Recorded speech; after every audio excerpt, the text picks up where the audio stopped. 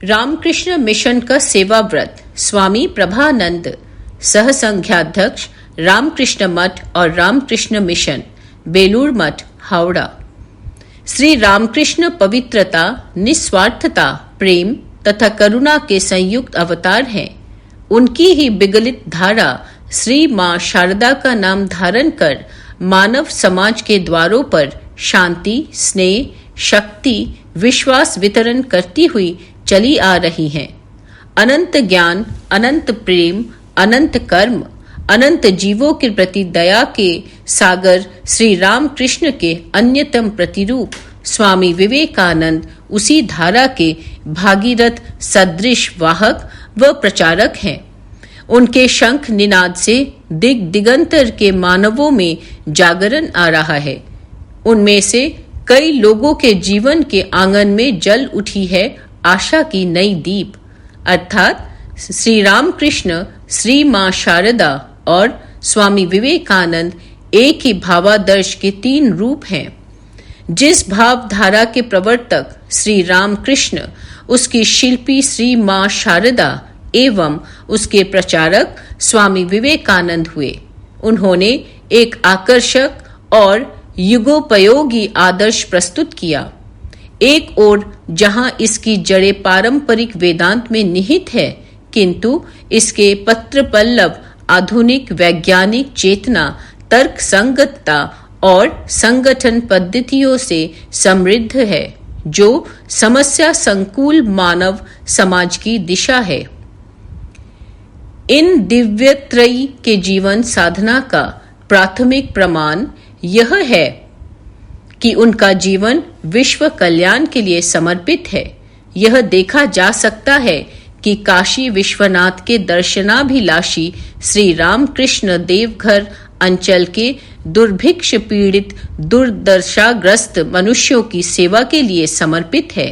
उन्होंने अपने सहयात्री मथुरा मोहन से कहा कि वे इन दरिद्र पीड़ित विश्वनाथों को पेट भरकर भोजन कराएं। अंग पर वस्त्र और सिर पर तेल लगाने की व्यवस्था किए बिना वे काशी में विश्वनाथ के दर्शन नहीं करेंगे। तभी तो कैंसर रोग से क्रांत श्री रामकृष्ण के मुख से सुना जा सकता है कि मैं साबूदाना खाकर भी दूसरों का उपकार करूंगा। श्री मां ने भी बाल्यावस्था से ही अकाल पीड़ित लोगों की सेवा में किस प्रकार स्वयं को नियोजित किया है, उससे हम सभी अनजान नहीं हैं। दुखियों की सेवा यत्न से व्यग्र हो श्री मां ने शोभ प्रकट करते हुए कहा था, कभी कभी मैं सोचती हूँ कि यदि इतना सा शरीर ना हो, यदि यह बहुत बड़ा शरीर होता तो कितने जीवों को कल्याण होता। स्वामी जी उत्सुक हों अपने शब्दों में कहते हैं, निखिल आत्मा का समष्टि रूप में जो भगवान विद्यमान है, एकमात्र जिस ईश्वर में मैं विश्वास करता हूँ, उस ईश्वर की पूजा के लिए जो मैं बार बार जन्म ग्रहण करूं और हजारों पीड़ाएं झेलूं, और सर्वोपरि मेरे उपास्य प्रभु पापी नारायण, तापी नारायण, सभी जातियों के दरिद्र नारायण, यही विशेष रूप से मेरे आराध्य हैं। ऐसा देखा गया कि 1898 में वे कलकत्ता में प्लेग के रोगियों की सेवा के लिए बहु आकांक्षित बेलूर मठ को बेचना चाहते थे। श्री रामकृष्ण के जीवन में निहित महान आदर्शों को संसार के कल्याण के लिए प्रयोग करने और जनसाधारण के मध्य प्रचार का संकल्प कर स्वामी विवेकानंद ने बलराम बोस के घर पर एक सभा श्री रामकृष्ण के त्यागी और गृहस्थ भक्तों के साथ की। यह आज से 125 वर्ष पहले की बात है। वह दिन था 1 मई 1897। उस बैठक में उन्होंने रामकृष्ण मिशन नामक एक संघ की स्थापना का प्रस्ताव रखा। सभा में रिकॉर्ड किए गए कार्य विवरणों के एक अंश में लिखा हुआ है, परमहंस देव के विचारों, उपदेशों और आदर्शों के प्रचार प्रसार हेतु आंदोलन का विस्तार हो तथा उस संबंध में एक संघ बनाने की आवश्यकता वहां उपस्थित लोगों ने अनुभव किया, क्योंकि संघ के माध्यम से कार्य का सुचारू रूप से संचालन संभव हो सकेगा। उन्होंने निश्चय किया कि कलकत्ता में एक केंद्र स्थापित करने की तत्काल आवश्यकता है। वहां लोग नियमित रूप से मिलकर चर्चा करेंगे, जनसाधारण के मध्य परमहंस देव के उपदेशों व आदर्शों के प्रचार प्रसार का उपाय निकालेंगे। यह संगठन भारतवर्ष में अन्यत्र तथा अमेरिका व इंग्लैंड में स्थापित समभावापन्न प्रतिष्ठानों के साथ संवाद करेगा और संघ के उद्देश्यों को आगे बढ़ाने के लिए उनके साथ विचारों का आदान प्रदान करेगा। यह विवरण स्वामी जी प्रदत्त दीर्घ भाषण का अति संक्षिप्त रूप है। अपने भाषण के अंतिम भाग में स्वामी जी ने कहा था, जिनके नाम पर हम सन्यासी हुए हैं, जिन्हें आप अपने जीवन के आदर्श के रूप में स्वीकार कर गृहस्थाश्रम के कार्य कर रहे हैं, उनके देहावसान के 20 वर्षों के भीतर ही उनका पवित्र नाम और अद्भुत जीवन प्राच्य व पाश्चात्य जगत में आश्चर्य रूप से प्रसार किया है। यह संघ उन्हीं के नाम पर स्थापित होगा। हम सब प्रभु के दास हैं, कृपया आप सभी इस कार्य में सहयोग करें। स्वामी जी का प्रस्ताव सहर्ष स्वीकार कर लिया गया। श्री रामकृष्ण और उनके उपदेशों के प्रति जिनकी श्रद्धा व प्रीति थी, उन लोगों को सम्मिलित कर गठित हुआ एक साधारण समिति अथवा एसोसिएशन 5 मई 1897 को हुई दूसरी सभा में इस समिति अथवा एसोसिएशन का नाम रामकृष्ण मिशन रखा गया। स्वामी विवेकानंद द्वारा निर्देशित रामकृष्ण मिशन के उद्देश्य के विषय में कहा गया, मानव के हितार्थ श्री श्री रामकृष्ण द्वारा प्रतिपादित उन सभी सिद्धांतों और उनके जीवन में जो प्रतिपादित हुए हैं उनका प्रचार एवं मनुष्य के दैहिक, मानसिक और पारमार्थिक उन्नति के लिए जो सभी तत्व प्रयुक्त होते हैं, उन विषयों में सहायता करना इस मिशन या अभियान का उद्देश्य है। रामकृष्ण मिशन अपने उद्देश्य को पूरा करने के लिए शांति से, निस्वार्थ भाव से, जाति धर्म से निरपेक्ष हो पृथ्वी के विभिन्न प्रांतों में असंख्य मनुष्यों की नाना भाव से सेवा करते हुए चला आ रहा है। इस महान सेवा यज्ञ के पीछे का एक आदर्श सूत्र है, आत्मनो मोक्षार्थम जगद्विताय च, अपनी मुक्ति और जगत के कल्याण के लिए। विचारणीय आदर्श सूत्र के 2 पक्ष हैं, आत्म मुक्ति के लिए अनुशीलन और विश्व कल्याण का प्रयत्न। दोनों पक्ष च शब्द द्वारा युक्त है, अर्थात आत्म मोक्ष और परहित व्रत की साधना दोनों एक साथ साध्य है। वे परस्पर एक दूसरे के परिपूरक हैं, विरोधी नहीं। आदर्श वाणी में यह निर्देशित हुआ है कि प्रवर्तक अपनी मुक्ति और जगत के हित के मध्य समुच्चयता हेतु सचेत रहेगा तथा इस मार्ग पर अग्रसर साधक मुक्ति प्राप्ति के पूर्व और बाद में विश्व कल्याण के लिए समर्पित रहेगा। यह श्रीमद् भागवतम में वर्णित रंती देव की प्रार्थना को प्रतिध्वनित करता है। बोधिसत्व आदर्श के महाकरुणा की भावना को अनुध्वनित करता है। यहाँ वास्तव में बौद्ध धर्म के नैतिक आदर्श और वेदांत के आध्यात्मिक आदर्श मिलते हैं। इस आदर्श का पालन करने से साधक का नैतिक जीवन पवित्र और दृढ़ होगा और आध्यात्मिक भावनाओं के द्वारा अनुप्राणित हो यह आदर्श जीवन में पूर्ण रूप से उतार लेने से उसके सामने मोक्ष द्वार खुल जाएंगे। स्वामी जी ने अपने शिष्य शरद चंद्र से कहा था, दूसरे का कल्याण करना आत्म विकास का एक मार्ग है।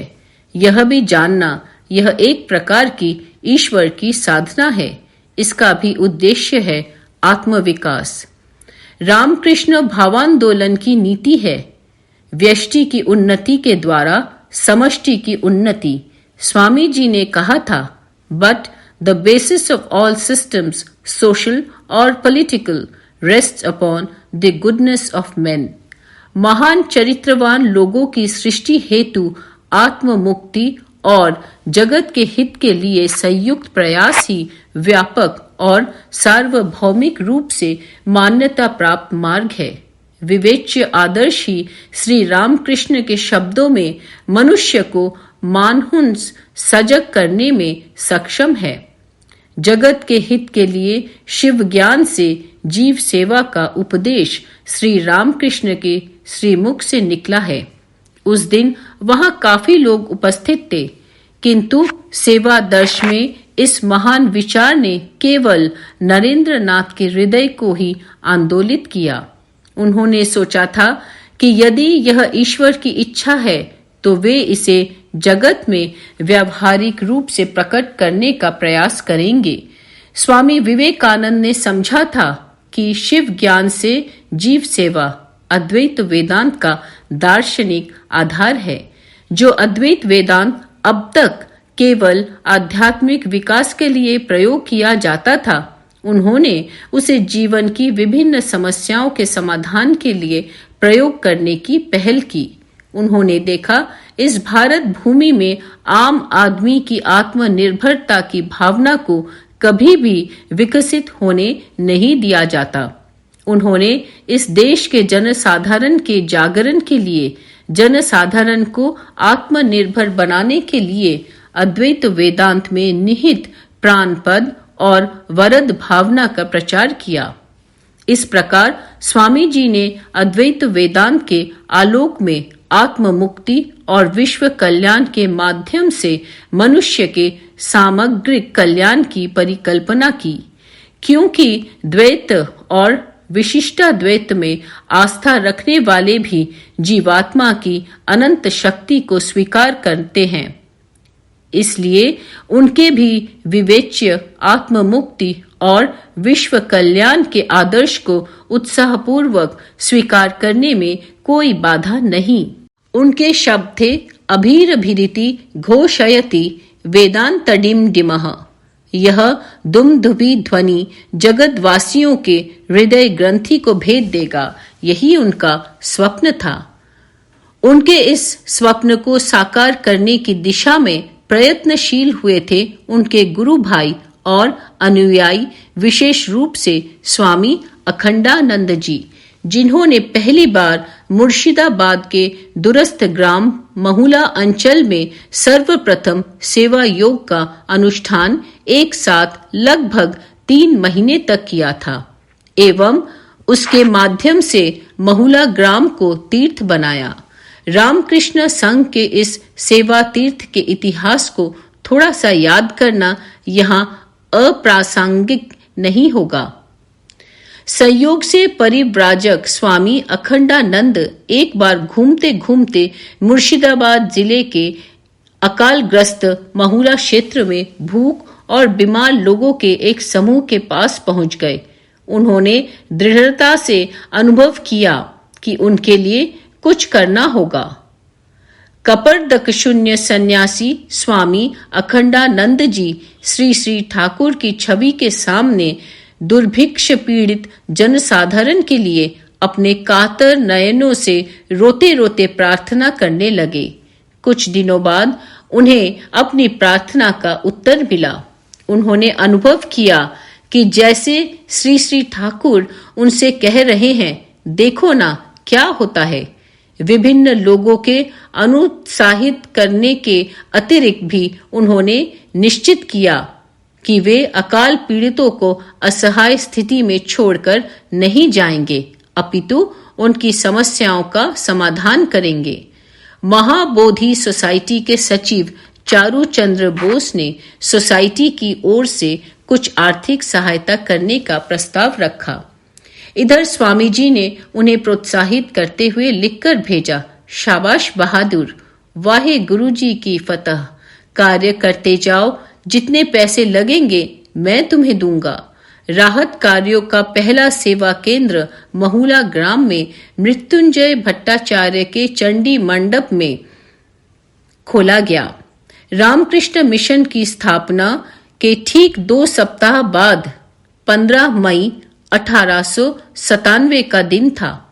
मिशन ध्वज के तले आयोजित यह पहला संगठित सेवा कार्य था। स्वामी अखंडानंद जी के पत्र के अनुसार यह श्री रामकृष्ण मिशन द्वारा आयोजित पहला प्रकाश्य सेवा व्रत था। स्वामी जी ने अपने गुरु भाई स्वामी अखंडानंद को लिखा, यही तो पूजा है, नर नारी शरीरधारी प्रभु की पूजा, और जो कुछ भी है नेंद यदि द मुपासते, यह तो प्रारंभ है। इस प्रकार क्या हम भारतवर्ष पृथ्वी को आच्छादित कर नहीं पाएंगे? प्रभु की क्या महिमा है। दरिद्र देवो भव, मूर्ख देवो भव मंत्र से प्रेरित होकर स्वामी अखंडानंद जी ने दीन, मूर्ख, अज्ञानी, कातरों की सेवा को ही अपना परम धर्म मान लिया था। उन्होंने प्रेम का प्रदीप जलाकर सहानुभूतिहीन समाज के अंधेरे असहायों के जीवन में नई आशा का संचार किया। स्वामी अखंडानंद जी को रामकृष्ण मिशन में सेवा का अग्रदूत कहा जाता सकता है। स्वामी जी की इच्छा थी कि स्वामी अखंडानंद जी के नेतृत्व में व्यापक स्तर पर राहत कार्य संगठित होकर हो और उसी के साथ रामकृष्ण भावाधारा का भी प्रसार हो। आलम बाजार मठ में भेजी गई कार्य विवरणी को पढ़कर स्वामी जी ने 11 जुलाई 1897 को मठ में लिखा, अखंडानंद महुला में अद्भुत कार्य कर रहे हैं, किंतु उनकी कार्य प्रणाली अच्छी नहीं लगती। ऐसा लगता है कि वे एक ही ग्राम में अपनी सारी ऊर्जा नष्ट कर रहे हैं, वह भी मात्र चावल बांटने के कार्य में। इस चावल वितरण के द्वारा सहायता करने के साथ ही साथ किसी प्रकार का प्रचार कार्य भी हो रहा है। कहाँ, ऐसा तो नहीं सुन रहा हूँ। जन साधारण को यदि आत्मनिर्भरशील होना नहीं सिखाया जा सकता तो जगत के समस्त ऐश्वर्य को कभी भी भारत के एक छोटे से गांव में डाल देने पर भी वह पर्याप्त नहीं होगा। स्वामी जी का यह पत्र 16 जुलाई को प्राप्त कर स्वामी ब्रह्मानंद जी ने अगले दिन महुआ को स्वामी अखंडानंद को पत्र लिखा। कल मुझे स्वामी जी का एक पत्र मिला। उन्होंने लिखा है, फेमिनिन रिलीफ, अकाल निवारण के साथ ही साथ प्रीचिंग, प्रचार भी हो, अन्यथा किसी भी तरह से ना हो। कहने की आवश्यकता नहीं कि स्वामी अखंडानंद जी ने स्वामी जी के इस आदेश को व्यवहार में उतारा। इस बीच उनकी आत्मा मातृपितृहीन कुछ दुखी अनाथ बच्चों के लिए रो उठी। उन्हें देखने वाला कोई नहीं। उन्होंने महुला से आलम बाजार मठ को लिखकर भेजा, मैं यहाँ एक स्थायी मठ खोलने की चेष्टा कर रहा हूँ। मैंने स्वामी जी को योजना आदि लिखकर भेजा था। उन्होंने प्रोत्साहित किया था। स्वामी जी ने अपने 24 जुलाई के पत्र में लिखा था, अनाथ आश्रम के संबंध में आपका अभिप्राय अति उत्तम है और श्री महाराज, श्री गुरु महाराज, श्री श्री ठाकुर निश्चय ही इसे शीघ्र पूर्ण करेंगे।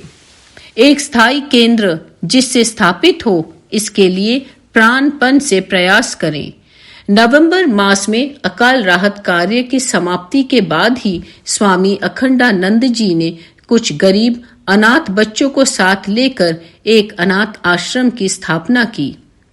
10 अक्टूबर 1897 के एक पत्र में स्वामी जी ने उन्हें सेवा योग के दार्शनिक आधार की रूपरेखा प्रदान की और धर्म के संबंध में अनाथालय के दृष्टिकोण को यह लिखकर निर्देशित किया, तुम्हें मुस्लिम बालकों को भी लेना होगा, परंतु उनके धर्म को कभी दूषित नहीं करना। तुम्हें केवल यही करना होगा कि उनके भोजन आदि प्रबंध अलग कर दो और उन्हें शुद्धाचरण, पुरुषार्थ, परहित में श्रद्धापूर्वक तत्परता की शिक्षा दो। यही धर्म है। अपने जटिल दार्शनिक सिद्धांत को कुछ समय के लिए अलग रख दो। हिंदू, मुसलमान, ईसाई आदि सभी धर्मों के बच्चों को लेना, लेकिन धीरे धीरे आरंभ करना, अर्थात यह ध्यान रखना कि उनका खान पान आदि थोड़ा अलग हो और सार्वभौमिक धर्म का ही उन्हें उपदेश देना। फरवरी 1898 में अनाथ बालकों की संख्या 34 थी। इस वर्ष के अंत तक महुला गांव के मृत्युंजय भट्टाचार्य के विद्यालय में अनाथालय चला था। कार्यकर्ताओं में स्वामी अखंडानंद जी, ब्रह्मचारी सुरेन, स्वामी सुरेश्वरानंद और दीनानाथ चौबे सम्मिलित थे। उस समय प्रमदादास मित्र को लिखे 19 अक्टूबर के एक पत्र में आश्रम जीवन की एक खंडित चित्र सामने आई। स्वामी अखंडानंद जी ने लिखा है, मैं अनाथ बच्चों को लेकर प्रतिदिन संध्या के समय लगभग आधे घंटे तक भगवत गुणानुकीर्तन करता हूँ एवं वैदिक रीति से तेज बल आदि जो हमारे अंदर उद्भासित हों उसके लिए प्रार्थना करता हूँ। उसके बाद सदा सर्वदा ही बालकों के नैतिक और धर्म जीवन लाभ के लिए उन्हें सत्य कर्मोपयोगी बनाने की चेष्टा कर रहा हूँ। स्वामी विवेकानंद स्वयं श्री रामकृष्ण के जीवन और वाणी के आलोक में उद्भासित इस सेवा योग के प्रवर्तक हैं। इस सेवा व्रत का निर्देशन और नियंत्रण मुख्य केंद्र आलम बाजार से स्वयं स्वामी ब्रह्मानंद जी ने किया था और स्वामी अखंडानंद जी ने इस सेवा योग को अकाल से पीड़ित लोगों पर प्रभावी ढंग से प्रयोग कर एक नया इतिहास रच दिया। मुर्शिदाबाद के सुदूर एक छोटे से गांव में जो सेवा कार्य की सृष्टि की गई थी, उसकी तरंगों ने रामकृष्ण संघ की परिधि के भीतर प्रबल आंधी लाई है और उस अंधड़ के बाहरी आवेग के अंतर्गत राहत कार्य का विस्तार हुआ।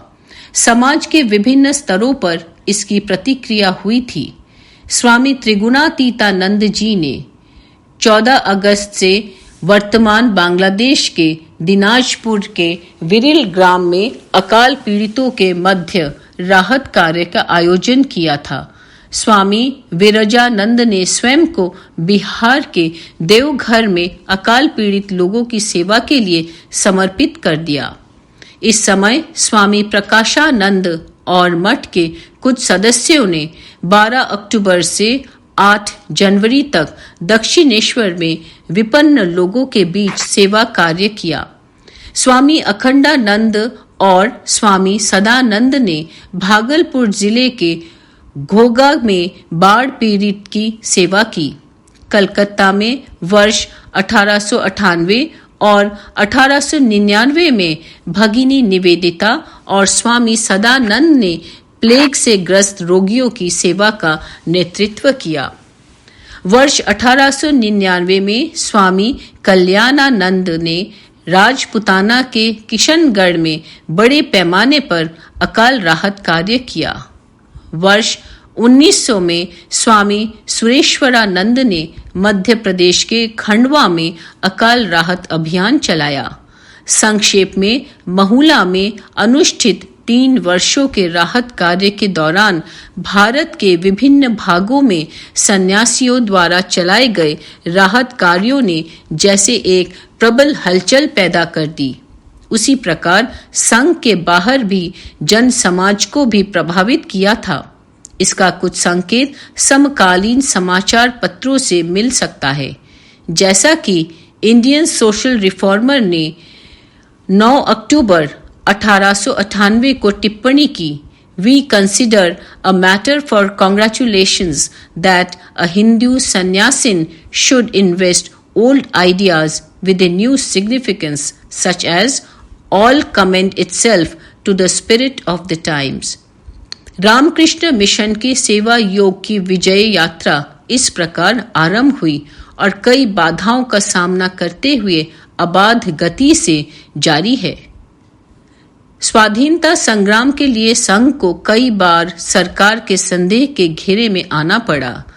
देश विभाजन, सांप्रदायिक दंगे, अकाल, विपुल जनसंख्या, गरीबी के गर्त में डूबे लोगों की आवश्यकताओं की पूर्ति के लिए सीमित संसाधनों के बाद भी संघ के सेवा की गति अभी भी जारी है, क्योंकि आदर्शों का पालन करना ही संघ की जीवन शक्ति है।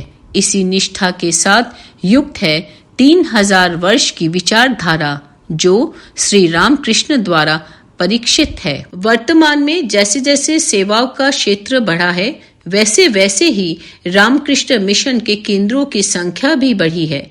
स्वामी अखंडानंद जी के समय से लेकर वर्तमान काल तक एक ही तरह से प्रतिवर्ष देश के विभिन्न भागों में, चाहे वह प्राकृतिक आपदा हो या मानव निर्मित आपदा, राहत एवं पुनर्वास का कार्य चल रहा है।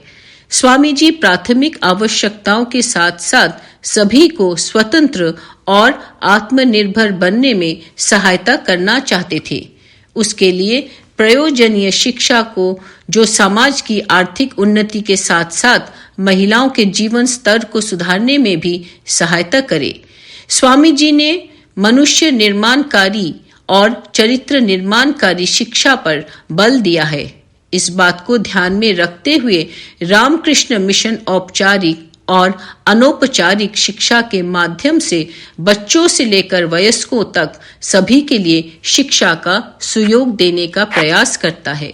जहां लाखों छात्रों को अध्ययन करने का अवसर मिलता है और उन्होंने राष्ट्रीय स्तर पर जो सम्मान अर्जित किया है, वह उनकी शिक्षा की उच्च गुणवत्ता का प्रमाण है। रोग प्रतिरोधक और आरोग्यक्षम चिकित्सा के क्षेत्र में भी सेवाओं की वृद्धि हुई है। रामकृष्ण संघ कई शताधिक शैय्या विशिष्ट अस्पतालों, औषधालयों, मोबाइल चिकित्सा इकाइयों और चिकित्सा शिविरों के माध्यम से हजारों रोगियों की सेवा करके धन्य हुआ है। साथ ही 3 वृद्धाश्रमों में शताधिक मनुष्यों की सेवा निरंतर चल रही है। देश के विभिन्न प्रांतों में ग्रामीण और आदिवासी जनता के बीच शिक्षा और स्वास्थ्य के क्षेत्र में संघ की सेवा उल्लेखनीय है। लोक शिक्षा परिषद के माध्यम में शहरी और ग्रामीण क्षेत्रों में सामाजिक, आर्थिक और आध्यात्मिक विकास के लिए संघ अनवरत प्रयासरत है। इसके अलावा रामकृष्ण विवेकानंद साहित्य भारतीय संस्कृति के पारंपरिक विषयों, शास्त्रों व पत्रिकाओं को विभिन्न भाषाओं में प्रकाशित करके रामकृष्ण संघ मानव जाति के आध्यात्मिक विकास के लिए भी प्रतिबद्ध है। सभी वर्गों के लोगों में उनके लिए उपयोगी आध्यात्मिक भाव का प्रचार प्रसार करना रामकृष्ण संघ की सेवा का एक अन्य विशेष अंग है। यह कार्य रामकृष्ण मिशन के भारत और बाहर के विभिन्न केंद्रों के द्वारा ठीक से किया जा रहा है। भारतवर्ष में छोटे छोटे बालक संघ, युवक संघ और अध्ययन समूहों आदि के द्वारा नैतिक और आध्यात्मिक मूल्यबोध शिक्षा प्रदान की जाती है। साथ ही रामकृष्ण संघ युवा सम्मेलन और भक्त सम्मेलन के माध्यम से अपने भाव प्रचार का प्रयास सदैव कर रहा है। वर्तमान समय में वैज्ञानिक विकास के कारण घर बैठे ही ऑनलाइन माध्यम से देश विदेश में बैठे अनेक लोगों में सकारात्मक शिक्षा एवं अध्यात्म का प्रयास करने का सुअवसर प्राप्त हुआ है। रामकृष्ण संघ की समिति संख्या में साधु, ब्रह्मचारी और स्वयं सेवक संपूर्ण देश के लोगों की सेवा करने के लिए पर्याप्त नहीं है। इसलिए रामकृष्ण भावधारा से जुड़े कई आश्रम जो संघ के शाखा केंद्र नहीं हैं, उन्हें रामकृष्ण विवेकानंद भाव प्रचार परिषद का गठन कर इसके अंतर्गत एक साथ संगठित किया गया है। यह मानो रामकृष्ण मिशन की स्थापना की सभा में गृहस्थ भक्तों को स्वामी जी का आह्वान है, आप लोग इस कार्य में सहायता करें। श्री रामकृष्ण भक्त मंडली द्वारा संचालित ऐसी कई परिषदों ने सैकड़ों केंद्रों के माध्यम से भारत के गांव और शहरों के कोने-कोने में लोगों की सेवा के लिए स्वयं को समर्पित किया है। स्वामी विवेकानंद के सेवा योग का आदर्श सूत्र 125 वर्षों की कालाग्नि में परीक्षित और परिष्कृत है। विभिन्न परिस्थितियों में विवेचित, प्रयुक्त और परीक्षित किया गया यह आदर्श पृथ्वी के विभिन्न अंचलों के कई प्रतिष्ठानों को अनुप्राणित कर रहा है। परिष्कृत चरित्र के कई लोगों के हृदय में उज्जवल दीप प्रज्वलित कर रहा है। सेवा की लौ एक दीप से दूसरे दीप में संचारित हो रही है। यह ज्योति मानव के पथ पर प्रकाश की दिशा है, भविष्य के लोगों की आशा और उनका विश्वास है। जय श्री राम कृष्ण।